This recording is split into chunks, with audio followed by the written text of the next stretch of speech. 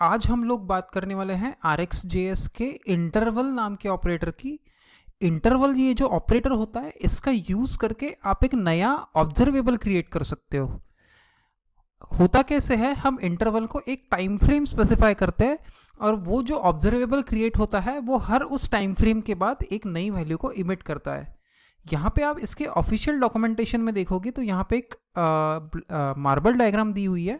यहाँ पे आप देख सकते हैं कि इंटरवल नाम के ऑपरेटर से हमने एक नया ऑब्जर्वेबल क्रिएट किया है और इंटरवल को जो हमने वैल्यू स्पेसिफाई की है वो है 1000। 1000 ये जो रिप्रेजेंट करता है, ये रिप्रेजेंट करता है मिली सेकेंड्स में वैल्यू। यहाँ पे 1000 मिली सेकेंड्स हमने स्पेसिफाई किया है, इसका मतलब 1 सेकेंड। तो हर 1 सेकेंड के बाद मेरा ऑब्जर्वेबल एक वैल्यू को इमिट करेगा, 0 से लेके वो आगे इमिट करता जाएगा।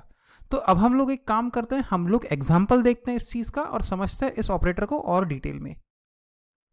तो अब मैं सबसे पहली चीज़ क्या करूँगा, मैं इंपोर्ट करूँगा इंटरवल ऑपरेटर RxJS की लाइब्रेरी से। तो मैं यहाँ पे बोलूँगा इंपोर्ट इंटरवल कहाँ से इंपोर्ट करूँगा मैं, RxJS से। तो मैं बोलूँगा इंपोर्ट इंटरवल फ्रॉम RxJS। अब नेक्स्ट चीज़ मैं क्या करूँगा, यहाँ पे एक नया ऑब्जर्वेबल क्रिएट करूँगा। तो यहाँ पे मैं बोलता हूँ सोर्स इंटरवल।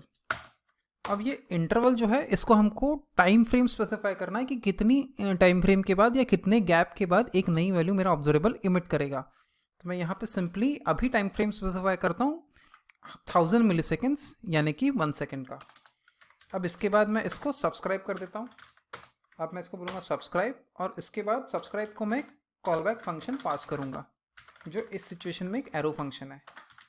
मेरा कॉलबैक फंक्शन क्या कर रहा है, मेरा कॉलबैक फंक्शन सिंपली जो भी वैल्यू मेरा ऑब्जर्वेबल इमिट करेगा वो कंसोल पे डंप कर देगा। अब मैं अगर इसको सेव करता हूँ और मेरे वेब ब्राउज़र पे वापस आता हूँ तो यहाँ पे आप देख सकते हैं कि मेरा जो ऑब्जर्वेबल है वो हर 1 सेकेंड के बाद एक वैल्यू को इमिट कर रहा है। इस ड्यूरेशन को जो हमने टाइम फ्रेम यहाँ पे स्पेसिफाई किया है यहाँ पे हम मॉडिफाई भी कर सकते हैं। हमको अगर ये थोड़ा ज़्यादा फ्रीक्वेंटली वैल्यूज़ चाहिए तो मैं इसको और कम भी कर सकता हूँ। फॉर एग्जाम्पल मैं यहाँ पे अगर 250 स्पेसिफाई करता हूँ तो ये 250 मिली सेकेंड्स होगा, यानी कि 1 सेकेंड में 4 वैल्यूज इमिट करेगा मेरा ऑब्जर्वेबल। तो अब मैं अगर इसको सेव करता हूँ और मेरे वेब ब्राउज़र पे वापस आता हूँ तो यहाँ पे आप देख सकते हैं कि बहुत रैपिडली मुझे वैल्यूज़ यहाँ पे मिल रही है। अब इंटरवल का क्या एक फैक्ट क्या है कि इंटरवल जो ऑपरेटर है वो कहीं पे वैल्यू इमिट करना रोकेगा नहीं, क्योंकि इंटरवल जो है वो हमारा हमेशा चलता ही रहेगा।